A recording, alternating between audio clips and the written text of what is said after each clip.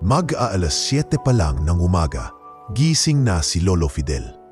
Tahimik siyang lumabas ng silid habang maingat na isinasara ang pintuan upang hindi magising ang ibang natutulog sa bahay. Bitbit ang waristingting, dumiretso siya sa maliit na bakuran upang maglinis. Halos araw-araw ay ganito ang kaniyang umaga. May sariling oras, sariling mundo. Sa kanyang pagwawalis, nakatanaw siya sa maliit na kulungan ng mga manok. Isa-isa niyang binilangan ang sisiw. Saka inilapit ang palanggana ng tubig. Ayos lang kayo dyan mga bunso. Pabulong niyang tanong sa mga hayop, para bang mga kausap niya ito. Pagkatapos ng mga gawain sa labas, pumasok siya sa kusina upang ipag-init ng tubig si Ria para sa kape. Kahit hindi siya inuutusan, ugali na niyang gawin ito. Alam niyang pagdating ni Ria sa kusina ay gusto nito ng mainit na kape na hindi na kailangang hainan pa. Maya-maya lang ay bumaba na si Ria, may suot na puting robe. Mukhang kakagising lang. Bakit parang ang baho sa labas? Naglinis ka na naman ng kulungan? Reklamo nito habang hinahanap ang tasa. Opo, naglinis lang po ako. Baka po kasi maamoy ng mga bisita sa kapitbahay kung magtagal pa ang dumi. Magalang na sagot ni Lolo Fidel habang pinupunasan ang mesa. Pakiayos nga yung pagtapon mo ng mga dumi. Kung hindi mo na kaya, sabihin mo na lang sa kasambahay. Hindi ka na bata. Matalas na boses ni Ria, sabay lagok ng kape. Tahimik lang si Lolo Fidel, nakayuko. Hindi niya ugaling makipagsagutan, lalo na sa manugang. Alam niyang hindi siya welcome sa bahay, pero wala naman siyang ibang mapupuntahan. Matagal nang wala si Tomas, aksidente sa pabrika. Matagal ding nanahimik si Ria pagkatapos, pero makalipas ang 3 taon, nakilala nito si Gio, isang insurance agent na magaling makipagkapwa-tao. Sa panlabas ay mukhang mabait, pero may taglay itong yabang at pagiging kontrolado ang lahat ng nangyayari sa bahay. Maya-maya ay bumaba si Eros mula sa itaas. 6 na taong gulang pa lamang ito nang pumanaw ang kanyang ama, kaya't si Lolo Fidel ang naging halos ama-amahan niya. Sila ang magkasama noon sa pag-aalaga ng mga hayop, sa paglalakad papuntang palengke at sa pagbibilang ng bituin tuwing gabi. Lolo, masayang bati ni Eros, sabay yakap mula sa likuran ng matanda. Uy apo, gising ka na. May niluto akong itlog na pula, paborito mo yon. Wika ni Fidel habang hinahaplos ang buhok ng bata. Ngunit agad pumasok si Rhea sa usapan. Eros, anak, di ba sabi ko sa'yo, huwag kang dumikit ng dumikit sa lolo mo kapag nakaligo ka pa lang? Baka ma-allergy ka sa alikabok, singhal ni Rhea habang nakakunot noo. Hindi naman po ako inaatake ng sipon, mama. Wala pong masama, sagot ni Eros. Pero mabilis siyang hinila ng ina papunta sa kabilang bahagi ng mesa. Tila napalunok si Fidel. Tahimik lang siyang naglakad pabalik sa kanyang upuang kahoy. Lumang-luma at may ukit pa ng pangalan ni Tomas sa likod. Doon siya madalas nauupo, nakatingin lang sa pader o sa bintana.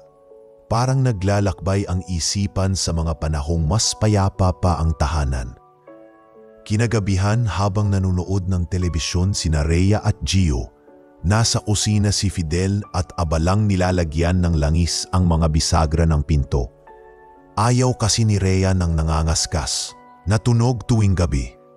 Hindi siya inutusan pero kusa niya itong ginagawa. Lolo, huwag ka na dyan. May sound pa yung tools mo. Istorbo, sabi ni Gio habang nakatambay sa sofa. Pasensya na, Sir Gio. Tatapusin ko na lang po bukas, sagot ng matanda habang isinusuksok ang langis sa bote. Pabigat na nga lang sa bahay, ni hindi marunong umupo at magpahinga. Bulong ni Gio kay Rhea. Ngunit dinig na dinig ito ni Fidel. Ngunit nanatiling tahimik si Fidel. Umakyat siya sa silid niya sa likod ng bahay. Maliit at siksikan, may bentilador na 2 kamay at lumang kutson. Sa isang kahon sa ilalim ng kanyang kama, nakatago ang ilang larawang luma. Isa doon, ang larawang ni Tomas na nakangiti. May karga si Eros at may kamay si Fidel na nakapatong sa balikat ng anyang anak. Sa silid din niyang iyon, naroon ang isang piraso ng kahoy na matagal na niyang hinuhugis sa gabi.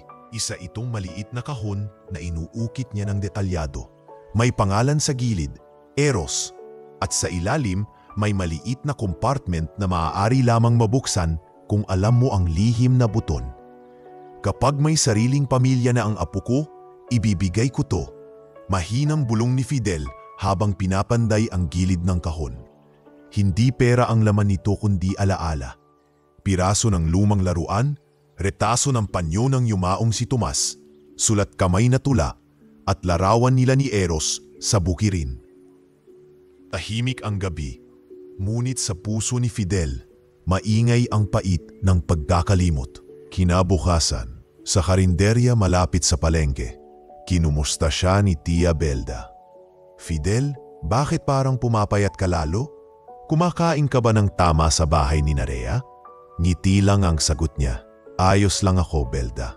Basta may kanin at itlog, solve na ako.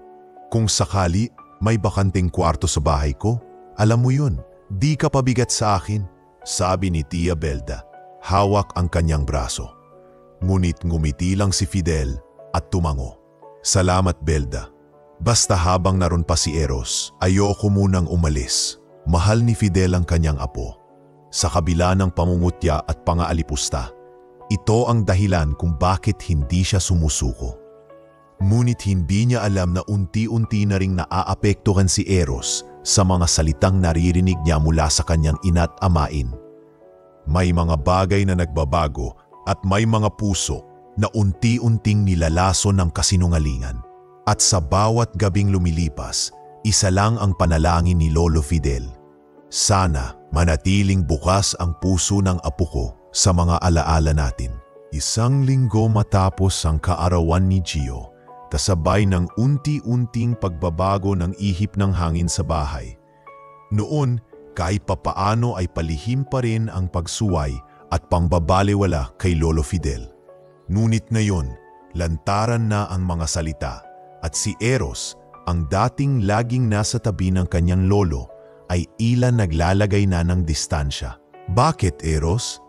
Tanong ni Fidel habang sabay silang nagdidilig sa maliit na paso ng halaman sa labas ng bahay.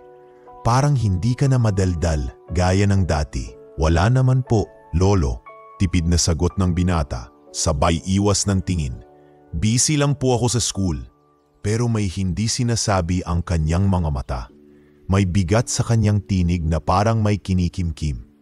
Hindi na siya gaya ng dati, yung bata na masayang nakikinig sa kwento ng kaharian ng mga manlililok o nagtatanong kung paano gumawa ng ukit sa kahoy. Ngayon, halos wala ng tanong. Mas maraming katahimikan, mas maraming pag-aalangan. Sa isang pagkakataon, habang nag-aalmusal, naabutan ni Rhea si Eros na tinutulungan ng ipasa ang platito kay Fidel. Eros, ano ba yan? Parang katulong ka na rin ni Papa Fidel dito. Hindi mo na dapat siya sinisilbihan. Matanda na yan. Saad ni Rhea, may halong pagalit ngunit nakangiting mapanlait. Kasi Puma, baka mahulog niya kung siya pa. Yun nga ang punto ko. Mahulog-hulog na siya dyan. Huwag mo nang saluhin lahat ng kahinaan niya. Lalaki ka, dapat matuto kang tumayo sa sarili mo. Hindi umimik si Eros. Tumingin lang kay Gio na nung mga sandaling iyon ay abala sa pag-aayos ng kanyang relos at hindi man lang tumingin sa lolo ng bata. Nilingon ni Eros si Fidel na ngayoy tahimik lang at parang wala sa sarili. Ngunit hindi maikakailang may namuong luha sa gilid ng mata ng matanda. Kinagabihan, habang nagsasalo-salo ang pamilya sa hapagkainan, kasama ang ilang bisita mula sa kampo ng trabaho ni Gio, muling nangyari ang bagay na tila maglalagay ng mansa sa dignidad ni Fidel. Habang abala ang lahat sa pagkain at kwentuhan, sinubukang abutin ni Lolo Fidel ang sabaw. Ngunit dahil may kalumaan na ang kanyang mga kamay, nadulas ang hawakan ng sandok at bumuhos ang mainit-init na sabaw sa mesa. Tumalsik ng kaunti sa sando ni Gio. "Aray, ano ba yan? Tanda!" sigaw ni Gio. Sabay tayo at punas sa dibdib. Napabalikwas ang lahat. Tumigil ang mga halakhak. Si Rhea tay napahawak sa noo. "Yan na nga ba ang sinasabi ko? Bakit ba kasi pinapaupo pa sa mesa si Papa Fidel? Kung hindi pa aksidente, hindi pa matuto," sigaw ni Rhea. Ako na po ang maglilinis," nanginginig na wika ni Fidel habang pinupunasan ang mesa gamit ang kanyang panyo. Ngunit hindi pa rin ito sapat para patahimikin ang mga salita ni Rhea. "Hindi ito unang beses. Noong isang linggo nasira yung baso. Tapos nung nakaraan yung kawali. Lahat na lang may pinsala kapag nandyan siya." Tahimik lang si Eros. Nakatungo. Hindi man niya gusto ang nangyari, ayaw rin niyang kumontra sa ina. Pinagpapawisan siya habang naririnig ang matitinding salita laban sa kanyang lolo. Wala ni isa sa mga bisita ang tumayo para ipagtanggol si Fidel. Lahat ay parang mga estatwa, hanggang sa sinabi ni Gio, "Rhea, next time wag nang isama si Sir Fidel sa ganitong gathering. Nahihiya ako sa mga office mates ko. Baka akala nila nagpapahinga tayo ng house help sa dining table." Tahimik na tumayo si Fidel at dinala ang kanyang pinggan sa lababo. Ngunit sa bawat yabag niya palayo, parang may pumipiga sa dibdib niya. Hindi niya alam kung alin ang mas masakit, ang sabaw na tumapon sa kanyang kamay o ang mga salitang tumalsik sa kanyang dangal. Makalipas ang 2 araw, muling nawalan ng gamit sa bahay. Nawalang bigla ang isang set ng measuring spoons ni Rhea na gamit sa baking business niya. At gaya ng dati, si Fidel ang naging una at tanging suspect. "Papa Fidel, di mo ba napansin kung may napunta sa labas yung measuring spoons ko?" tanong ni Rhea, pero may halong panunumbat ang boses. "Hindi ko po nakita, iha. Pero baka po naipaloob sa ibang drawer." "Drawer? Ikaw lang naman ang naglilinis ng kusina kahapon. Ikaw lang ang may access. Baka nadala mo sa pagwawalis mo ng basura sa labas?" "Posible po, pero hanapin ko po ulit. Alam mo Papa, kung may kailangan ka, sabihin mo, hindi yung basta ka nalang kukuha. Nakakahiya sa mga customer ko pag hindi ko masukat ng tama ang ingredients." Hindi na muling sumagot si Fidel. Kusa siyang tumalikod at dumiretso sa kanyang silid.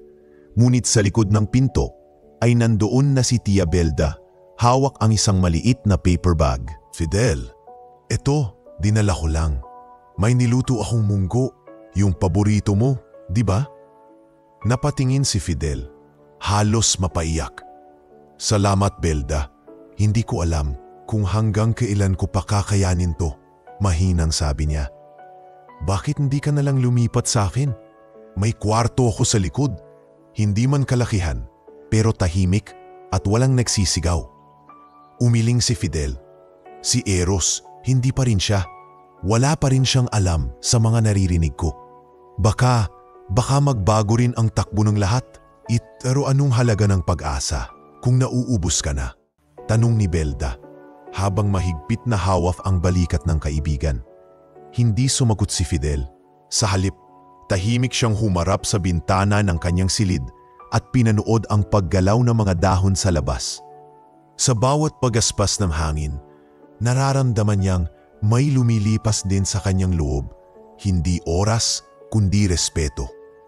At sa tahanang dapat ay kanlungan niya, siya ay isa ng bisita na wala sa imbitasyon. 6:00 pa lang ng umaga, kaluskus na ng bisikleta ni Lolo Fidel ang maririnig sa madamong eskinita sa likod ng bahay.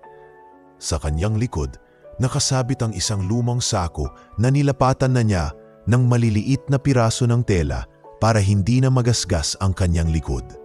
Ang kanyang kahoy na toolbox, puno ng pait, liha at mga lumang barnis, ay maingat na nakapwesto sa harapang basket ng kanyang bisikleta. Tahimik siyang umaalis araw-araw bago pa bumaba mula sa hagdan si Rhea at bago pa makitang muli siya ni Gio. Ang akala ng lahat, Palagi siyang nasa palengke lang o nakatambay kay Tia Belda. Pero ang totoo, araw-araw siyang pumupunta sa simbahan ng bayan kung saan pinayagan siya ng kura paroko na gumawa ng mga simpleng ukit para sa mga bagong binyag at kasal. Doon tahimik siyang gumagawa ng krus, palaspas stands at minsan ay mga pang-display na anghel sa altar. Padre Elvin, ito na po yung 2 order nyo. Yung isa po ay para sa pamilya Castillo. Nakangiting sabi ni Fidel habang iniabot ang pinakintab na kahoy na may ukit ng God is Love. Salamat, Mang Fidel. Laking tulong ng kamay mo rito. Di ko na kailangang tumawag pa ng taga-kalapit probinsya. Alam mo bang napupuri ka ng mga madre sa likha mo?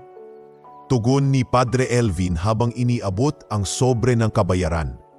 Hindi ito kalakihan, 200 piso, minsan 300, depende sa dami. Pero sapat na ito kay Fidel. Hindi niya ito kinukuwenta sa halaga, kundi sa dignidad. Pakiramdam niya kahit matanda na siya, may silbi pa rin siya sa mundo. May kaayahan pa siyang lumikha at magbigay. Pag-uwi niya sa hapon, maingat siyang dumadaan sa likod bahay. Isinasabit niya ang bisikleta sa gilid ng silid niya at agad na pumapasok. Sa ilalim ng kanyang lumang papag, nakatago ang isang kahon na yari rin sa kahoy. Ito ay hindi basta ordinaryong lalagyan. Ito ay may 2 susian at isang lihim na buton sa ilalim. Dito niya inilalagay ang kanyang ipon. Maingat na nakatiklop ang bawat perang papel, pati na rin ang ilang piraso ng resibo ng mga pinamili. Isa sa mga bagay na palagi niyang inaasikasong bilhin ay gamit para kay Eros. Kung may sale sa bookstore sa bayan, agad siyang bumibili ng yellow pad, ballpen o kaya'y crayons. Ngunit tuwing iuuwi niya ito, hindi niya sinasabi na siya ang bumili. Ayaw niyang magkaroon pa ng gulo sa bahay, kaya inilalagay niya ito sa mesa ni Eros tuwing walang tao. Isang hapon, habang naglilinis si Rhea sa kwarto ng anak, nakita niya ang bagong Crayola set. "Saan galing to?" tanong niya kay Eros habang pinupulot ang kahon. "Wala po ma, pag-uwi ko kanina, nandiyan na sa lamesa ko." Inosenteng sagot ng binata. "Malamang may nagbigay na naman. Siguro yung matandang tagapalengke na kumakausap sa'yo minsan." "Si Lolo Fidel po yata, ma." Mahina ngunit diretso ang sabi ng bata. "Hindi nga, bakit siya magbibigay? Wala ngang pera yon. Baka may dinukot na naman sa kung saan. Nakakahiya," sagot ni Rhea habang inilalagay sa kahon ang gamit. Hindi alam ni Eros kung anong mas mahirap, ang hindi tumanggap ng regalo ng lolo niya o ang harapin ang inang tila may galit na kinikimkim sa matanda. Habang naglalakad si Fidel sa bakuran isang gabi, narinig niya ang usapan ni Rhea at Gio mula sa loob ng sala. "Hindi pa rin umaalis yang matanda mong biyenan, Rhea. Akala ko ba temporary lang yan dito?" ani Gio habang pinapahid ang lotion sa binti. "Hindi ko rin alam kung paano siya paaalisin. Si Eros kasi malambot ang puso. Baka umiyak pag sinabi kong paalisin si Papa Fidel. Baka masyado mong inispoil. Kaya ayan, parang ang bait ng matanda pero sa totoo lang, palanunin, walang ambag." Malamig na pahayag ni Gio. Napakagatlabi si Fidel. Umiling siya, hindi dahil sa galit kundi sa lungkot. Ngunit hindi siya bumalik sa silid. Sa halip, tumuloy siya sa ilalim ng punong mangga sa bakuran. Doon niya inilabas ang isang kahoy na maliit, na kahon na tinatakpan niya palagi ng basahan. Ito ang espesyal na regalo na inumpisahan na niya noon pa. Isang kahon na may ukit ng pangalan ni Eros sa ibabaw, may disenyo ng bituin at kalapati sa gilid, at sa loob ay isang lihim na liham. Isinulat niya ito isang gabi, habang mahimbing ang tulog ng lahat. "Mahal kong apo, kung sakaling hindi na ako umabot sa araw ng iyong kasal o tagumpay, gusto kong maalala mong may isang matandang lalaki na minsang naging gabay mo. Hindi ako perpekto, hindi rin ako mayaman, pero ang pagmamahal ko sa iyo, apo, ay buong buo. Ang kahon na ito ay hindi lang para sa mga bagay na ilalagay mo, kundi alaala ng isang lolo na hindi kailanman umalis sa tabi mo. Kahit iniwan na siya ng mundo, tahimik niyang ipinasok muli ang liham sa ilalim ng may lihim na lagusan ng kahon. Pinunasan ang gilid at maingat na nilagyan ng bagong patong ng barnis. Kapag dumating ang tamang araw, kapag handa na siya, ibibigay ko to, bulong ni Fidel sa sarili, habang pinagmamasdan ang langit. Mula sa malayo, nakita siya ni Tia Belda na naglalakad pabalik sa silid, bitbit ang kahon, tila may dalang bigat sa bawat hakbang. Fidel, mahinang tawag ni Belda. Huwag mong hayaang maniwala ka sa sinasabi nila. May halaga ka pa, at mas higit pa kaysa sa iniisip mo. Ngumiti si Fidel kahit masikip ang dibdib. Basta't hindi pa ako tinatalikuran ng apo ko, Belda, kakayanin ko pa. At sa katahimikan ng gabing yon, habang umiihip ang malamig na hangin at dahan-dahang bumababa ang hamog sa mga halaman, patuloy ang pagtitiis ni Fidel. Sa kanyang silid, sa ilalim ng kama, tahimik na lumalaki ang ipon, hindi para sa sarili, kundi para sa hinaharap ng nag-iisang taong mahal niya ng higit pa sa buhay, si Eros. Mainit ang sikat ng araw ng umagang iyon, pero malamig ang simoy ng pakikitungo sa loob ng tahanan ni Ria. Sa ilalim ng tila mapayapang kilos ng umaga, may tila bulong ng isang desisyong hindi na mababawi. Ano na Ria? Tinutuloy na ba natin? Tanong ni Gio habang pinupunasan ang salamin sa may bintana. Masikip na talaga rito, at saka aminin mo, nakakahiya sa mga kaibigan mo kapag napapadaan sila tapos makikita si Papa Fidel sa harap ng bahay, parang uod na umaaligid. Ria, habang sinasandok ang nilagang munggo sa baunan ni Eros, tumamo. Tutal, malaki-laki na si Eros. May mga bisita na rin siyang dinadala rito. Ayoko nang laging pinapansin ng mga kabarkada niya na andito pa ang matanda. Sabihin pa nilang pabigat sa anak ang tatay. Gio ay tumango. Saka di ba may suggestion si Kapitan Tony na pwedeng gamitin ang barangay hall para sa settlement? Para mas formal, ayoko nang parang tayo pa ang lalabas na masama rito. Ikaw na ang kumausap kay Kap. Ako ang bahala kay Eros. Madali lang yun. Kinagabihan, sa hapunan, tahimik lang si Eros habang nagkakain. Si Fidel naman, gaya ng nakagawian, ay maingat na sinasandok ang kanin at ulam. Sa kanyang tabi, nakapatong ang mahinang kamay, bahagyang nanginginig. Eros, sabay sabi ni Ria habang sinusulyapan si Gio. Kung may pagkakataon na magkaroon ka ng sariling kwarto, gusto mo ba? Opo, pero okay naman po ako kay Lolo. Ayos naman po kami. Sagot ng binata, kunot noo. Hindi mo ba naiisip na parang hindi mo na makasama ng maayos ang mga kaibigan mo rito? Lalo na pag may dalaw ka? Baka nahihiya ka rin kasi laging nandoon si lolo mo sa bakuran o kaya sa sala. Hindi agad sumagot si Eros. Tumitig siya sa kanyang ina, saka sa kanyang lolo na kasalukuyang tumatakip ng bibig habang umuubo ng mahina. Hindi po naman ako nahihiya kay lolo. Siya po ang nag-alaga sa akin. Pero Eros, sabat ni Gio, minsan kailangan mong isipin ang sarili mong comfort. Di ba gusto mong magkaroon ng privacy? Minsan din kasi kahit hindi mo sinasabi, nararamdaman namin. Parang hindi ka komportable. Nagpatuloy ang pagkain, ngunit ang tinik ng pananalita ay nanatili sa pagitan ng bawat kagat ni Eros. 2 araw ang lumipas at isang imbitasyon ang natanggap ni Fidel mula kay Kapitan Tony. Nakasaad doon ang isang forum para sa kalinawan ng despasyo at kapakanan ng bawat miyembro ng tahanan. Walang ideya si Fidel kung ano ang pakay ng pagpupulong. Akala niya isang simpleng barangay meeting. Dumating siya sa barangay hall na suot ang kanyang pinakabago o dapat ay pinakalumang maayos na polo. Dala-dala ang payong na may punit sa gilid at ang kanyang lumang bisikleta na nakaangkas sa labas.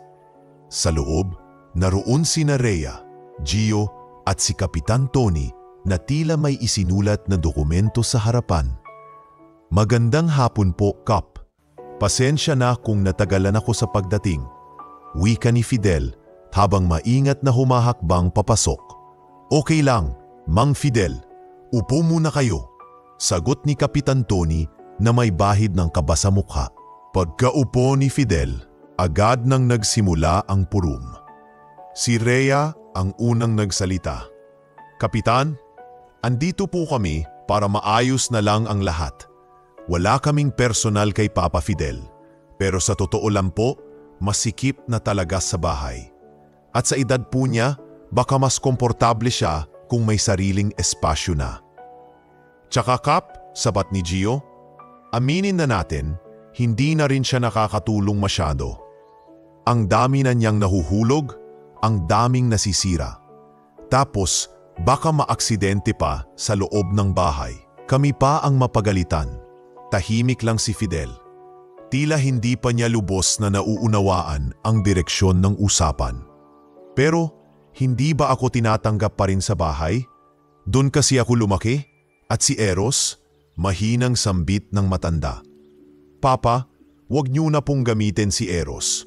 Kayo mismo ang nagsabi dati na lalaki na siya. May sariling desisyon. At kung tutuusin, nasabi niya na rin na gusto niya ng mas maayos na espasyo para sa sarili. Nahihiya na rin siya sa mga bisita niya." Sabad ni Rhea, malamig ang boses. Napalingon si Fidel kay Eros na naroon din sa sulok ng silid. Tahimik, nakatumo. Hindi siya nagsalita. Hindi siya tumutol. Walang salita ang mas kayang sumugat sa puso ng isang lolo kundi ang katahimikan ng apo. Tumango si Kapitan. "Mang Fidel, sa ganitong usapan, maaari po kayong pansamantalang tumuloy muna sa ibang lugar. Mayroon po tayong temporary shelter dito o kung may kamag-anak kayong malapit." Tumango si Fidel, bagaman nakapikit. "Salamat, Kapitan, naiintindihan ko na." Kinabukasan ng umaga, habang madilim pa at ang mga ibon ay hindi pa umaawit, tahimik na iniimpake ni Fidel ang kanyang mga damit. Isang lumang maleta lang ang kanyang ginamit. Ito yung may putol na zipper sa gilid at nakatali ng lumang sinturon. Kinuha niya ang kahong may ipon at inilagay sa ilalim ng mga damit. Maingat, tahimik, parang may nililibing. Hindi siya nagpaalam kay Eros. Wala ring yakap, walang pamamaalam. Tila alam niya na wala siyang maririnig na tugon. Pagsapit ng 7:00, lumabas siya sa likod bahay, sumakay sa kanyang bisikleta at iniwang bukas ang gate. "Fidel!" Sigaw ni Tia Belda mula sa veranda ng kanyang bahay. "Anong ginagawa mo riyan sa labas? Tanghaling tapat na." Napangiti si Fidel, bagaman bakas sa kanyang mukha ang pagod. "Kung pwede sana, Belda, makikituloy muna ako. Wala na akong mapuntahan." Tumakbo si Tia Belda, pababa ng haggan at niyakap ang matanda. "Diyos ko, Fidel, oo naman, walang tanong-tanong. Ang bahay ko, bahay mo rin." Sa unang pagkakataon sa mahabang panahon, may lumuhang di pinigil sa gilid ng mga mata ni Fidel.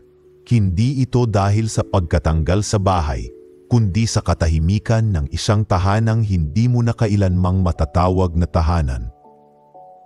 5 taon ang lumipas mula nang palayasin si Lolo Fidel sa mismong bahay na itinuring niyang huling kanlungan. Sa panahong iyon, tahimik ang mundo niya sa ilalim ng bubong ni Tia Belda. Simple ang araw-araw.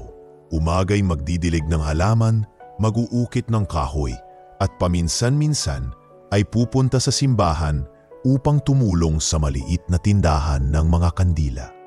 Wala ng bisikleta dahil mas madalas ay sa loob na lamang siya ng bakuran nananatili. Hindi niya na rin sinubukang magtanong tungkol kay Eros. Ang tanging balita niya ay mula sa mga kapitbahay na palihim na nakakapanood sa social media. Si Eros daw nakapagtapos ng architecture ng 1 taon. Kwento ni Tia Belda habang iniabot ang tasa ng tsa. Ganun ba? Magaling na bata yun. Marunong, sagot ni Fidel, hindi man lang nagpahiwatig ng lungkot o tuwa. Walang alinlangan, pero may bigat ang mga salitang iyon. Ngayon, sikat na raw. May mga commercial buildings na dinisenyo. Palaging nasa mga seminar. Parang celebrity na architect. Tumango si Fidel habang pinagmamasdan ang ukit niyang kahon. Iyon pa rin ang kahong para kay Eros. Pinapakinis niya kapag may libreng oras. Hindi niya iyon isinuko. Ni minsan ay hindi niya naisipang sunugin o itapon. Baka nasa tamang panahon, maibigay ko pa rin to, bulong niya sa sarili. Sa kabilang dako ng buhay, si Eros Salvatierra ay isa ng kilalang pangalan sa larangan ng modernong arkitektura. Ang kanyang Instagram page ay may mahigit 1.2 milyong followers. Puno ng digital renders ng mga bahay na environmentally friendly. Bahay na gawa sa lumang container vans at mga likhang may halong Filipino craftsmanship. Sa isang panayam ng isang sikat na vlogger, tinanong siya, Eros, sino po ang inspirasyon mo sa pagiging arkitekto? Napaisip siya. Siguro po yung pagiging malapit ko sa kahoy. Bata pa lang ako, palagi na akong nasa paligid ng mga ukit, luma, kahoy, simpleng disenyo. May ganyan sa background ko. Hindi niya binanggit si Lolo Fidel. Hindi niya binanggit ang taong nagturo sa kanya kung paano humawak ng liha. Paano pakinggan ang kahoy kung malambot na o matigas pa.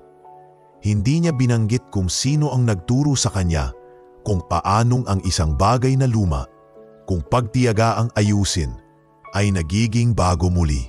Sa tabi ng stage ng panayam, tahimik na nakikinig si Daphne Agustin, anak ng negosyante at may-ari ng isang kilalang chain ng Eco Hotels. Half Filipina, half Australian, at may sariling koleksyon ng disenyo sa Japan. Matapang, marunong, at hindi basta nabubola ng hitsura. Pero napamahal kay Eros dahil sa kababaang loob nito sa kabila ng kayamanan. Pagkatapos ng panayam, habang nasa loob sila ng sasakyan, bigla itong nagsalita. Love, naalala mo pa ba kung sino yung nagturo sa iyo nung bata ka pa? Yung upit? You always talk about it vaguely. Natawa si Eros, sabay iwas ng tingin sa bintana. Wala lang yon, isang matandang kasama namin sa bahay noon. Hindi na kami in touch. Family? Usisa ni Daphne. Technically lolo ko. Pero matagal na siyang wala sa amin. We just grew apart. Napansin ni Daphne ang bigat sa boses ng nobyo pero hindi na muna siya nagtanong pa. Sa halip, binuksan niya ang notebook kung saan naroon ang wedding preparations nila. So final na, sa Taguan Hills Resort tayo ikakasal, right? Yup, sagot ni Eros. Na-block na natin ang buong venue. May 150 guests confirmed na.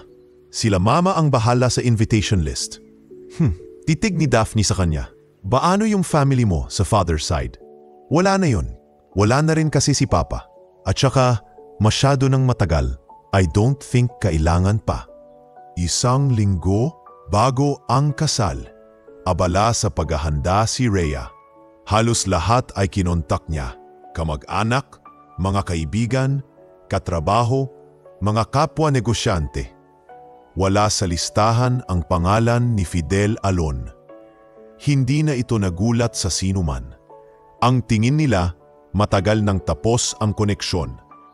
Sigurado ka bang hindi natin isasama si Papa Fidel? Tanong ni Gio habang tinitingnan ang guest list. Hindi na kailangan. Anong sasabihin ko sa mga bisita? Yung biyanan kong pinatuloy ko tapos ngayon bigla kong iniimbita? Para saan pa? At si Eros, okay lang sa'yo na walang paanyaya ang lolo niya? Hindi naman siya naghahanap, di ba? Never niyang tinanong. Ibig sabihin, hindi rin importante sa kanya. Samantala, sa bahay ni Tia Belda, isang batang lalaking taga-simbahan ang nag-abot ng paanyaya para sa ukit ng pangalan ng bagong kasal sa simbahan. Nay Belda, baka pwede pong kay Mang Fidel ipagawa to. Tayo po raw ang nagsabi na magaling siya sa ganyan. Kinuha ni Belda ang papel. Binasa ito. Eros and Daphne Wedding, Taguan Hills Chapel Blessing. Nanlaki ang mata niya. Fidel, bakit? Tanong ni Fidel habang nag-aayos ng halaman. Hindi mo ba nabalitaan? Si Eros, ikakasal sa Taguan Hills. Saglit na napatigil si Fidel. Tila may malakas na hangin na dumaan sa pagitan ng kanyang dibdib. Hindi siya nakapagsalita. Sa halip, marahang inupuan niya ang silya sa veranda at tinitigan ang layo. Wala akong natanggap, mahinang tugon niya. Ni balita, ni liham. Wala. Gusto mo ba akong sumama? Doon sa araw ng kasal? Umiling si Fidel. Hindi na kailangan. Hindi ako imbitado, Belda. At ayoko ring maging tanong sa kasayahan nila. Pero, tumingin siya sa silid kung saan naroon ang kahong ginawa niya. May dapat akong tapusin bago ang araw na yon. At habang muling binubuksan ni Lolo Fidel ang kahon, pinakikinis ang mga gilid at binabasa sa lihim na bahagi ang sulat niya sa apo. Muling bumalik sa puso niya ang tanong na ilang beses na niyang sinikap limutin. Kapag nasa rurok na ba ng tagumpay ang isang tao, naaalala pa ba niya ang ugat ng kanyang pag-akyat? Maaga pa lang ng araw ng kasal ay gising na si Lolo Fidel. Dumaan siya sa maliit na altar sa sulok ng bahay ni Tia Belda. Nakasuot siya ng pinakapormal na damit na meron siya. Isang lumang long sleeves na inukitan niya ng simpleng disenyo sa may kwelyo. Paborito niyang iterno ng luma ng pantalong kulay abo. Hawak niya ang kahon. Buong gabing pinakinis. Bawat gilid ay nilapatan ng barnis, bawat sulok ay nilinis. Sa loob, andoon pa rin ang lihim na liham para kay Eros. Isinulat sa papel na bahagya ng naninilaw. Apo, kung mabasa mo man ito, ibig sabihin ay handa ka ng balikan ang pinagmulan mo. Ang kahon na ito ay hindi regalo, kundi paalala, na kahit iniwan ako ng panahon, ni minsan ay hindi kita iniwan sa puso ko. Wala siyang imbitasyon, wala siyang koneksyon, pero dala niya ang tanging pwedeng magbigis muli sa kanila, pagmamahal. Sigurado ka ba talaga sa gagawin mo? Tanong ni Tia Belda, bitbit ang isang lumang payong para kay Fidel. Oo, Belda, hindi naman ako pupunta para manggulo. Gusto ko lang makita siya, kahit saglit, kahit ilang segundo. Baka sakaling matandaan pa niya ako. Hindi na tumutol si Belda. Inihatid niya si Fidel sa may terminal at iniabot ang maliit na sobre. Sobra ito sa paninda ko sa palengke. Pamasahe mo pabalik. Siguraduhin mong hindi ka uuwi ng luhaan, ha? Mumiti si Fidel. Hindi ako iiyak, Belda. Matagal ko nang iniiyak ang lahat. Pagdating sa Taguan Hills Resort, ramdam agad ni Lolo Fidel ang agwat ng mundo nila. Malalaking sasakyan, mga taong naka-Amerikana at bestida. May mga wedding coordinators na may headset at clipboard. Lahat ay abala, lahat ay elegante. Si Fidel sa kanyang lumang sapatos at hawak-hawak ang kahon ay tila alon sa isang tahimik na lawa. Walang gustong lumapit. Paglapit niya sa gate, agad siyang sinita ng isang gwardiya. Sir, may name po kayo sa listahan? Invitation card? Ako po si Fidel Alon, lolo po ni Eros. May gusto lang po sana akong iabot sa kanya. Regalo lang po. Tiningnan siya ng bantay mula ulo hanggang paa. Hindi siya agad sinagot. Sir, saglit lang po. I-check ko kung pwedeng ipatawag si Eros o kung may memo mula sa pamilya. Pumasok ang bantay sa loob ng glass reception area. Ilang minuto ang lumipas bago lumabas muli. Kasunod si Rhea na naka-full makeup at hawak ang cellphone. Pagkakita pa lang niya kay Fidel, agad sumiklab ang kanyang mukha sa inis. Anong ginagawa mo rito? Saan ka dumaan? Rhea, mahinang sabi ni Fidel, hindi ako pupunta rito kung hindi importante. Dala ko lang sana itong... Hindi ka imbitado, Papa Fidel, at mas lalong hindi ka bagay sa lugar na to. Tingnan mo naman ang itsura mo. Amoy barnis, pawis, kahoy. Anong gusto mong isipin ng mga bisita? Naampunan ito? Hindi ko naman sila iistorbuhin. Gusto ko lang siyang makita, kahit sandali lang. Ibibigay ko lang to, tapos aalis na ako. Lumapit si Rhea sa gwardiya at mariing sinabi, palayasin mo yan. Wala sa listahan, walang karapatan. At sabihin mo sa staff na huwag papasukin kahit sa lobby. Teka lang, Rhea. Mahinang ngunit buo ang tinig ni Fidel. Anak ko si Tomas. Apo ko si Eros.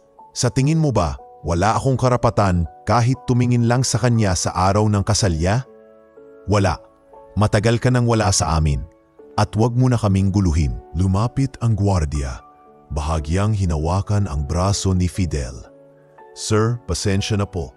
Pero kailangan na po kayong lumayo sa main entrance. Hindi na nakipagtalo si Fidel. Hawak pa rin ang kahon. Unti-unti siyang umatras. Sa bawat hakbang palayo sa gate, tila may piraso ng pagkatao niyang naiiwan. Nakarating siya sa may labas ng resort kung saan may lumang waiting shed.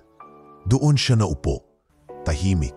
Sumasayad ang kahon sa kanyang tuhod. Napatingin siya sa langit.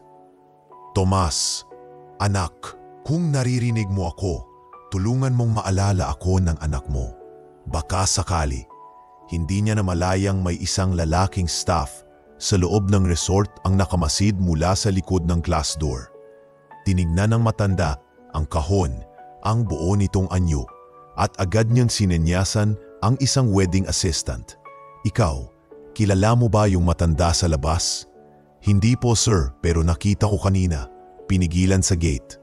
May dala siyang kahon. Hindi kaya mahalaga yon? Samantala, sa loob ng venue, masayang-masaya ang lahat. Si Daphne ay abala sa pictorial. Si Eros ay kausap ang mga kaibigan at business partners. Pero sa gitna ng tawanan at flash ng kamera, may biglang bumulong sa kanya. Sir Eros, tawag ng isang resort staff. May lalaki po sa labas, matanda na. Dala po raw regalo para sa inyo. Sinabing lolo niyo daw siya. Hindi po siya pinapasok. Biglang nanlamig ang pakiramdam ni Eros. Lolo? Tanong niya. Bahagyang natigilan. Ganun po ang sabi niya. May dalang kahon. Sir, hindi po namin pinayagan. Per instruction po ni Mrs. Rhea. Tumigil si Eros sa pagkilos. Para bang biglang bumalik ang lahat ng alaala.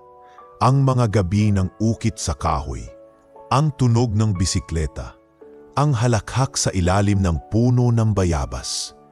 Biglang bumigat ang dibdib niya at sa unang pagkakataon sa napakahabang panahon, hindi niya alam kung saan siya titingin. Habang sa labas ng resort, sa ilalim ng humihinang liwanag ng hapon, tahimik na humihinga si Lolo Fidel.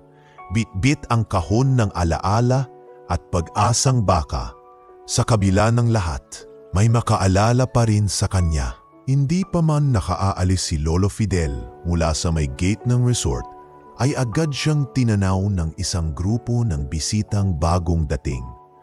Pamilyar sa ilan ang kanyang mukha sapagkat minsan na rin silang dumalaw sa bahay ni Rhea noon sa kasagsagan ng pagkamatay ni Tomas.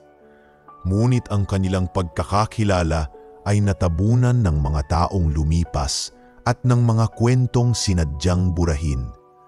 Ay siya nga yun, yung dating biyenan ni Rhea. Bulong ng isa sa mga babaeng bisita habang nakataas ang kilay. Akala ko wala na yan? Ano bang ginagawa ng ganyan dito? Dagdag pa ng isa, sabay tawa. May sayad na siguro, tumingin ka. Dala pa ng kahon na mukhang pasura. Narinig ni Fidel ang mga bulungan. Malinaw, mahapdi, pero hindi siya gumanti ng tingin. Sa halip, mahigpit niyang niyakap ang kahon sa dibdib, para bang ito na lang ang natitirang dangal na kaya niyang hawakan. Paglapit pa niya sa gilid ng main gate, may isang staff na mukhang hindi pa sanay sa trabaho ang lumapit. Sir, pasensya na po, pero bawal po talaga kayong tumambay dito. May kasalang nangyayari. Hindi ako tatambay, iho. May gusto lang akong ibigay sa apo ko. Mahal na araw ngayon sa buhay niya at matagal ko na ring pinaghandaan to. Sagot ni Fidel, pilit ang ngiti. Ngunit sa paglingon ng staff sa loob, isang pamilyar na boses ang sumigaw. Ano na naman yan? Si Ria. Palapit, mainit ang mga mata kahit malamig ang kulay ng suot niyang damit seremonyal. Bakit ba hindi pa to napaalis? Saan kayo nakatingin? Ma'am, humingi lang po ng kahit ilang sandali. Hindi nga siya imbitado. May problema ba tayo sa security? Lumapit si Ria kay Fidel at walang pasintabi. Sinunggaban ang sombrero nito at kinalas mula sa ulo.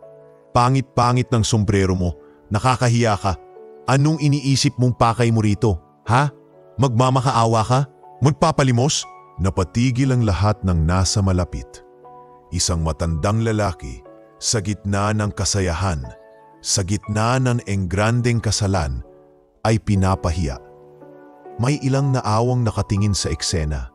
Isang matandang babae sa dulo ng buffet, isang lalaking bisita na tila gustong tumulong, ngunit walang kumilos. Rhea, baka naman pwede, sabat ni Daphne na noon patahimik na nanonood. Daphne, trust me, wala kang ideya kung anong drama ang dala ng matandang yan. Wala siyang silbi, wala siyang respeto. Hindi siya parte ng buhay ni Eros. Pero may pag-aalinlangan sa inig ni Daphne. Kung totoo ngang lolo siya ni Eros, bakit kailangan siyang tratuhin ng ganito? Dahil yan ang bagay sa kanya, mariing sagot ni Rhea. Habang sila'y nagtatalo, isang mas malalang pangyayari ang nangyari. Isa sa mga tauhan ng event security ang sa ilalim ng utos ni Rhea ay marahas na binawi ang kahon sa mga kamay ni Fidel. Sir, pahiram lang po. Wag mong! Ngunit hindi na natapos ni Fidel ang sasabihin. Nahulog ang kahon, bumagsak ito sa simento, pumutok ang gilid at sumambulat sa lupa ang ilang lumang papel, retaso at isang nakatuping liham. Tumilapon sa tabi ang ukit ng pangalan ni Eros. Diyos ko, bulong ng isa sa mga waiter. Handmade yun, pero sa halip na itigil ng staff ang ginawa, tinulak pa nito si Fidel palayo. Bahagyang nawalan ng balanse ang matanda. Napaatras at muntik ng matumba. Palayasin niyo nga yan. Baka kung anong sakit pa ang dalhin yan dito. Sigaw muli ni Rhea. Nakahawak sa dibdib si Fidel. Hingal, nangingilid ang luha. Pero pinilit pa rin niyang yumuko at pulutin ang nahulog na kahon. Maingat, marahan, para bang isang sirang bagay pa rin ang pwedeng buuin. Walang kumilos, walang tumulong. Lahat ay may kanya-kanyang dahilan. Ayaw mapahiya, ayaw madamay, ayaw masira ang okasyon. Walang nakakakita na sa sulok ng kisame sa tapat ng date may naka-install na CCTV camera. Bagong lagay ng resort para sa dokumentasyon at seguridad. At sa oras na iyon, nakatutok ito sa mismong lugar kung saan nakaluhod si Lolo Fidel. Pinupulot ang kanyang kahon habang ang mga bisita ay walang pakialam na nagpatuloy sa kanilang kasiyahan. Lumapit muli si Daphne sa staff. Wait, huwag ninyong itapon yan. Baka naman pwedeng ilagay sa gilid ang kahon at hayaan na lang muna ang matanda. Ngunit si Ria ay mabilis sumabat. Daphne, this is my son's wedding. I will not let that old man ruin it with his nonsense. Napatingin si Daphne kay Eros, nakasalukuyang pinipilit ngumiti sa harap ng photographer. Tila wala siyang kaalam-alam sa nagaganap. Hindi pa huli ang lahat, Rhea. Matapang na sabi ni Daphne. May mga bagay sa buhay na mas mahalaga pa sa perfect na kasal. Kung gusto mong isama yan sa buhay nyo, then good luck. Mariing sagot ni Rhea. Pero hindi ko hahayaang pasukin yan ang pamilyang pinaghirapan kong itaguyod. Hindi sumagot si Daphne. Sa halip, tahimik siyang lumayo. Ngunit bago siya tuluyang mawala sa paningin ng lahat, napansin niya si Fidel na nakatingin sa kanya. May ngiti, hindi galit, hindi sama ng loob. Isang ngiti ng pag-unawa. At sa gilid ng gate, habang dumidilim ang ulap sa likod ng resort, Nakatayo ang isang matandang lalaki. Ang sombrero ay gusot, ang kahon ay may lamat, at ang dignidad ay nyurakan. Ngunit sa puso niya, may isang tanong na nananatili. Kung sa harap ng maraming tao ay wala ka ng halaga, saan ka pa lulugar bilang isang lolo? Sa lilim ng kamera, na tahimik na nagbabantay, hindi nila alam, may katotohanan ng isinusulat sa katahimikan. Isang kwentong hindi inaasahang mapapanood ng libo-libong mata sa mga susunod na araw. Sa kalagitnaan ng kasiyahan sa loob ng Taguan Hills Resort, habang abala ang mga bisita sa pagsayaw at pagkain, biglang huminto ang musika. Tumayo si Eros sa gitna ng entablado. May hawak na mikropono at nakangiti sa unang tingin. Ngunit sa mga nakakakilala sa kanya, kapansin-pansin ang bahagyang panlalamig ng kanyang mata. Parang may kinikimkim. Magandang gabi po sa inyong lahat, panimula niya. Mahina pero malinaw ang boses. Maraming salamat sa pagdalo sa pinakamahalagang araw ng buhay namin ni Daphne. Tumango si Daphne mula sa kabilang dulo ng stage, pero tila may kutob na siya.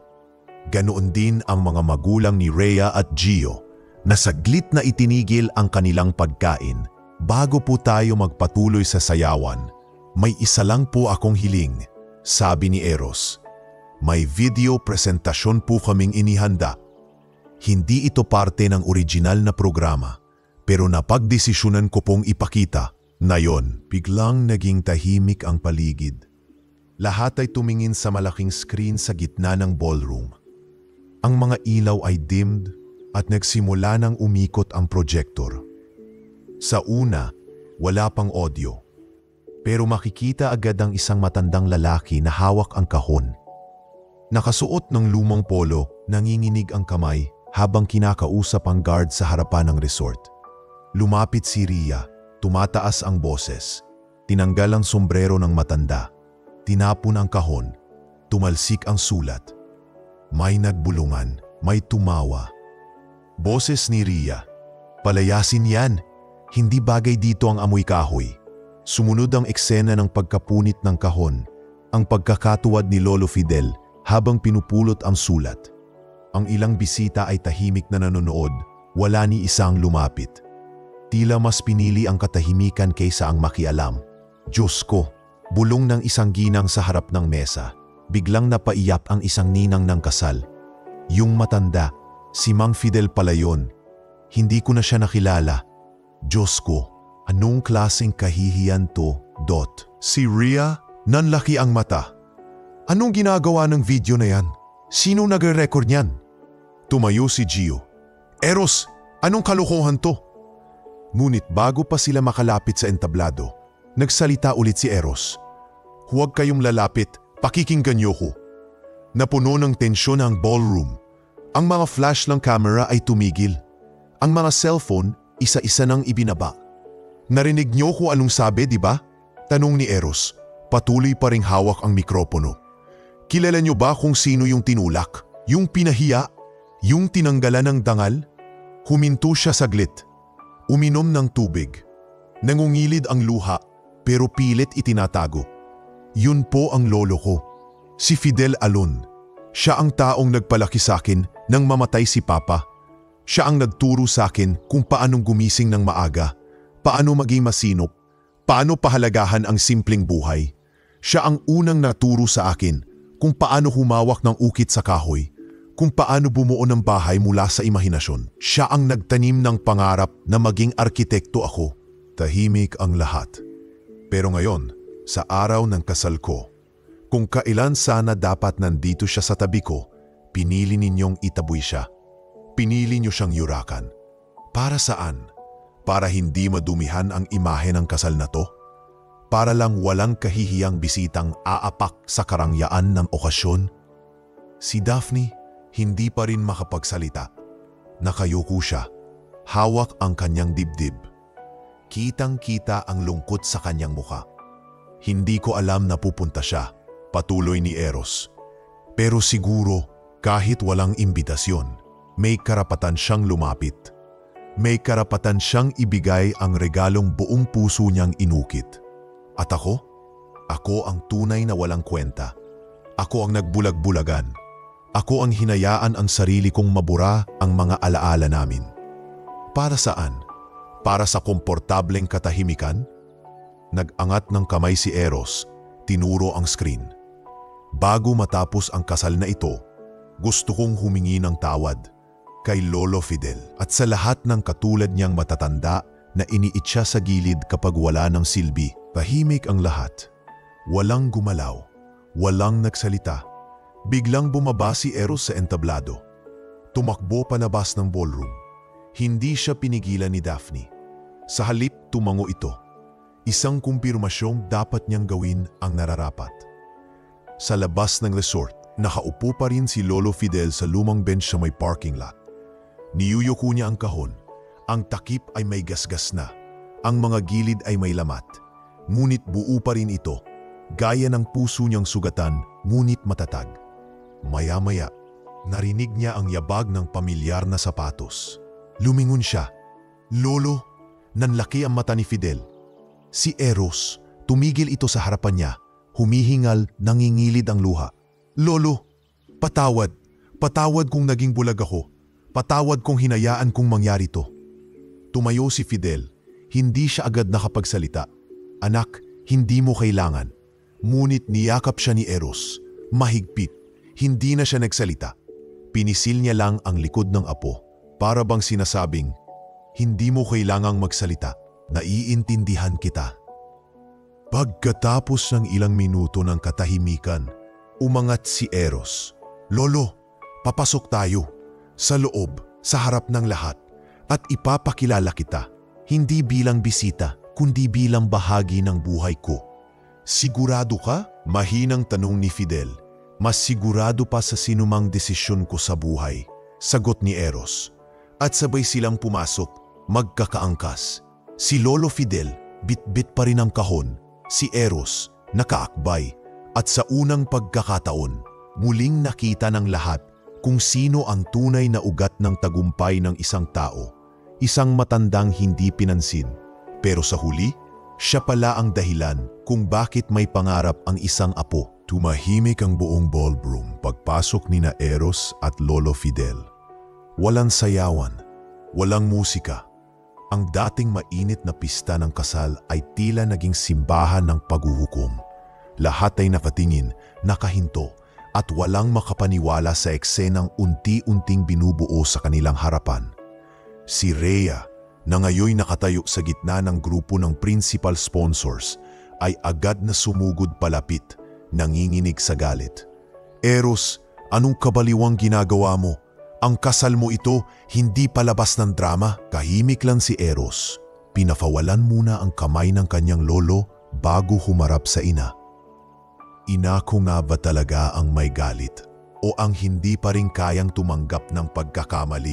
Malamig niyang tanong. Anak, wag mo akong pagsalitaan ng ganyan sa harap ng mga bisita? Bakit hindi?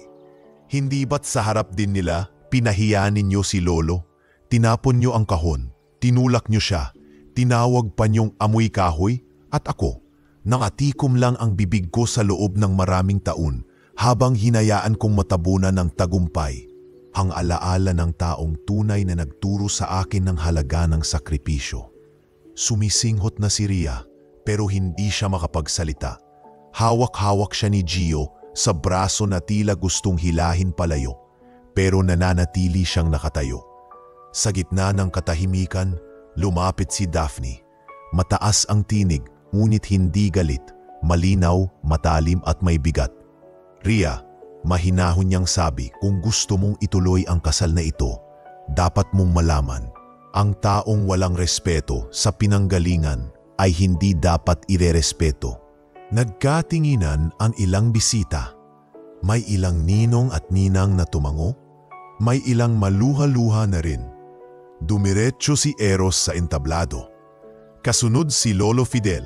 Mabagal ang hakbang, ngunit matatag. Mga minamahal naming bisita, panimula ni Eros, muling humawak sa mikropono. Ang araw na ito ay itinakda para sa pagsisimula ng panibagong yugto ng buhay namin ni Daphne. Pero paano ko maihahain ang bagong simula kung may mga sugat sa nakaraan na hindi pa rin nahihilom? Bumaling siya kay Lolo Fidel at maingat na kinuha ang kahon na hawak nito. "Lolo, ito po yung kahong pinaghirapan niyong gawin para sa akin, di ba?" Tumango si Fidel, mahinang boses. "Oo, apo. Bawat ukit, bawat liha, bawat gilid, iniukip ko habang iniisip kung paano mo naabot ang pangarap mo." Dahan-dahang binuksan ni Eros ang kahon. Sa loob, naroon ang sulat, maayos na nakatiklop, kasama ng maliit na piraso ng laruan, luma ng panyo, at isang lumang retrato nilang dalawa. Siya, si Tomas at si Lolo Fidel, nataupo sa ilalim ng puno, may hawak na kahoy na kabayo. Binasa niya ang sulat sa harap ng lahat. "Kung sakaling malimutan mo ako, anak, ito ang paalala na minahal kita bago ka pa man magsimulang mangarap." Hindi na napigilan ni Eros ang luha. Nanginginig ang kanyang tinig habang nilalapag ang sulat sa ibabaw ng kahon. "Lolo, simula ngayon ako na ang mag-aalaga sa iyo. Wala nang ibang mas mahalaga sa akin kundi ang matubos ang mga taon na ipinagkait sa iyo. Hindi ko hahayaan na sa kasagsagan ng tagumpay ko, mawalan ako ng ugat." Nagsimula nang tumayo ang ilang bisita. Isa-isang lumapit at nagbigay ng respeto ay Lolo Fidel. May yumakap, may nagmano, at may nagpaabot ng sorry. Si Rhea, na ngayon nakaupo sa isang sulok, ay parang tulalang bata. Walang makatingin sa kanya. Si Gio ay tahimik lang na tumayo sa likuran, hindi na rin makaharap. Lumapit si Daphne at hinawakan ang kamay ni Fidel. "Lolo Fidel, kung papayag po kayo, gusto ko pong simulan ang bagong buhay namin ni Eros, kasama kayo. Wala po kayong utang, pero kami may pagkakautang na hindi kayang suklian kahit gaano karaming kasal o tagumpay." Naluha si Fidel. Pinunasan niya ang mata gamit ang panyo, ang parehong panyo na naroon sa kahon. "Hindi ko alam na darating pa tong araw na to. Akala ko, limot na ako. Akala ko, hanggang kahon na lang ako ng alaala." "No," sagot ni Eros. "Simula ngayon, ikaw ang buhay na paalala sa lahat ng upuntahan namin. Hindi lang namin kailangan ng designer o planner. Kailangan namin ng pundasyon. At ikaw yon." Tumayo si Eros sa gitna ng entablado. Hawak ang kamay ng kanyang lolo sa kaliwa at si Daphne sa kanan. Sa entabladong iyon, walang bulaklak, walang wedding arch. Pero iyon ang pinakatotoong simula ng kanilang pamilya. Sa lahat ng narito, sabi ni Eros, "Kung tunay kayong dumalo para sa pag-ibig, hayaan ninyong magsimula ang pag-ibig na to sa tamang lugar, sa respeto sa pinagmulan, at sa pagkakataong iyon, sabay-sabay na pumalakpak ang buong silid, hindi dahil enggrande ang kasal, kundi dahil may isang pamilya na muling nabuo, hindi sa harap ng altar, kundi sa harap ng katotohanan." Lumipas ang ilang buwan mula ng kasalang naging usap-usapan, hindi lamang sa social media, kundi sa buong bayan. Hindi dahil sa engrandeng handaan o sa mamahaling gown ni Daphne, kundi dahil sa eksenang nagmulat sa marami. Isang matandang lolo, bitbit ang kahon ng alaala na pinahiya at muling itinayo sa entablado ng karangalan. Pagkatapos ng kasal, opisyal nang lumipat si Lolo Fidel sa bagong tahanan nina Eros at Daphne. Isang simpleng bahay sa gilid ng isang eco-village project sa Laguna na mismong si Eros ang nagdisenyo. Hindi ito mansyon, pero masasabing tahanan sa tunay na diwa. May sariling kwarto si Fidel sa likod bahay, may hardin na may tanim na kalamansi at kamote at may upuang kahoy sa ilalim ng puno. Doon siya madalas tumambay tuwing hapon. "Lolo?" Tawag ni Eros isang umaga habang abalang nagpipinta ng maliit na kahoy. "May bisita ka."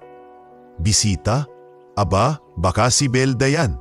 Natatawang sagot ni Fidel habang tinutupi ang diaryo. Ngunit paglingon niya, 3 bata ang pumasok sa bakuran.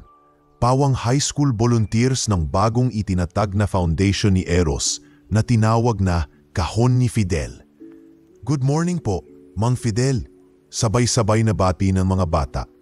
"Mag-aaral po kami ng basic wood carving, gaya ng tinuro nyo kay Architect Eros." Mumiti si Fidel, sabay turo sa bench sa lilim. "Oh, doon tayo. Pero bago kayo mag-ukit, matuto muna kayong makinig. Kasi ang kahoy, marunong makinig yan. Kapag galit ka, inuputol mo lang siya. Pero kapag may tiyaga ka, tinatanggap niya ang bawat siksik ng paet." Minsan ay mapapansin ni Daphne na natitigilan si Fidel sa kanyang pagkukwento, para bang napapaisip. Lalapitan niya ito at dahan-dahang ihahain ang mainit na salabat. "Lolo, okay ka lang?" Nginingitian lang siya ng matanda. "Oo Daphne, bihira sa gaya mong bata ang marunong makinig at hindi agad humuhusga." Sa kabila ng masasayang araw, hindi rin tuluyang naging madali ang lahat. Si Rhea at Gio ay naiwan sa lumang bahay. Matapos ang kasal, ilang kliyente ni Gio ang umatras. May ilan pa raw kasi ang nakapanood ng viral video at nawalan ng tiwala sa kanyang moralidad. Nagkaroon ng utang. Nalugi ang negosyo. Rhea, minsan ay sabi ni Gio habang sinasara ang isa sa kanilang maliit na branch ng insurance office, "Hindi na tayo makakabalik sa dati. Baka kailangan nating umalis muna ng Maynila." "Hindi natin kailangang umalis." Matigas pa ring wika ni Rhea. "Hindi ako kailanmang hihingi ng tawad sa isang taong iniwan tayo noon." "Pero hindi ba't tayo ang umalis sa kanya?" Mahinang tugon ni Gio. Tumahimik si Rhea. Sa kanyang puso, nagsisimulang kumatok ang alon ng pagsisisi. Ngunit hindi pa siya handa. Hindi pa buo ang loob. Kahit pa may ilang gabi siyang hindi makatulog. Iniisip ang mga salitang binitiwan niya sa ama ng kanyang yumaong asawa. Samantala, sa tahanan nina Eros at Daphne, naging masigla ang buhay. Nag-organisa si Daphne ng mga workshop para sa mga anak ng solo parents, habang si Eros ay puspusang itinaguyod ang Kahon ni Fidel Foundation. Layunin nitong tulungan ang mga matatanda na pinabayaan ng pamilya. Bigyan ng pansamantalang tahanan, pagkain at higit sa lahat, dangal. Hindi lang ito para kay Lolo. Sabi ni Eros sa launching event ng foundation, ito ay para sa lahat ng matatandang hindi pinakinggan, ni pinatawad, ni pinayakap. Kasi ang tahanan hindi lang tungkol sa bubong, kundi kung sino ang kasama mong humahawak ng kahon ng alaala. Isa sa mga proyekto ng foundation ay ang Ukit ng Alaala, kung saan tinuturuan ng matatanda na muling magsulat, magkwento o mag-ukit ng bahagi ng kanilang buhay. At si Lolo Fidel ang unang nagturo sa unang batch ng beneficiaries. Minsan sa kalagitnaan ng klase, isang matandang babae ang lumapit sa kanya. "Alam mo, Fidel," sabi nito habang hawak ang isang nililok na munting bangko, "matagal na akong galit sa anak ko. Pero sa bawat ukit ng kahoy na to, naaalala ko kung paanong ako rin ay naging matigas. Ngayon, gusto ko na siyang kausapin." Numiti si Fidel. "Ang kahoy gaya ng puso, kailangang palambutin muna bago mo hubugin." Sa mga panahong iyon, si Daphne ang naging tulay ng unti-unting paghilom. Minsan ay lihim siyang dumadalaw sa bahay ni Rhea. May dalang pagkain o gamot. "Hindi mo kailangang sumagot na yon," wika niya minsan sa biyenan. Pero sana, sa araw na handa ka na, nandito lang kami. Si Eros, hindi nagkulang ng pag-asa. Umiling si Rhea. Hindi ko alam kung paano magsisimula. Sa kahon, nagsimula lahat. Isang maliit na kahon. Hindi mo kailangang magsalita agad. Minsan sapat na ang pagtanggap. Lumipas ang isang taon. Sa ikalawang anibersaryo ng kahon ni Fidel Foundation, si Eros ay nagbigay ng talumpati sa isang pampublikong event. At sa pagtatapos po ng araw na ito, ani Eros, nais ko pong imbitahan sa entablado ang lalaking nagpatunay sa akin na ang mga lumang bagay kapag binigyan ng panahon at pag-unawa ay mas matibay pa sa bago, si Lolo Fidel. Umakyat si Fidel, bit-bit ang kanyang dating kahon. Ngunit na yon, hindi na ito sirang kahon ng alaala. Isa na itong sisidlan ng pagkilala. Sa loob nito, nakapaloob ang mga sulat ng mga matatandang natulungan ng kanilang foundation. At sa araw na yon, gumayo si Eros, niyakap si Fidel sa harap ng lahat at sinabing, hindi perpekto ang pamilya, pero palaging may paraan para maitama ang pagkakamali. At kung hindi man magbalik ang lahat, sapat nang may isa kang taong nagsabing, hindi kita kinalimutan. At habang pumapalakpak ang lahat, isang anino ang tahimik na nakatingin mula sa likod ng auditorium. Si Rhea, tahimik, walang salita. Pero hawak niya sa dibdib ang isang maliit na sulat na iniwan ni Daphne. At sa kauna-unahang pagkakataon, hinawakan niya ito ng mahigpit. Hindi pa huli ang lahat. At sa dulo ng lahat ng sugat, may pagkakataon pa ring maghilom. Sa isang kahon na puno ng alaala, muling nabuksan ang katotohanan na ang dangal ng isang tao ay hindi nasusukat sa kinang ng tagumpay, kundi sa lalim ng pagmamahal at pagtanaw ng utang na loob. Si Lolo Fidel ay naging larawan ng lahat ng matandang minsang nakalimutan, ngunit patuloy na nagmahal. Sa kanyang katahimikan, naipinta niya ang pinakamaingay na aral sa ating lahat. Ang hindi lumingon sa pinanggalingan ay mananatiling hungkag ang pupuntahan. Kung naantig ka sa kwento ng kahon, ng paglimot at ng pagtutuwid ng landas, mag-iwang ka ng komento sa ibaba ng salitang paggalang. At huwag mong kalimutang mag-subscribe, i-like ang video at i-on ang notification bell para sa mga susunod na kwentong magpapaalala sa atin ng kahalagahan ng puso, pamilya at pag-ibig na walang kapalit. Hanggang sa muli, mga kaistorya.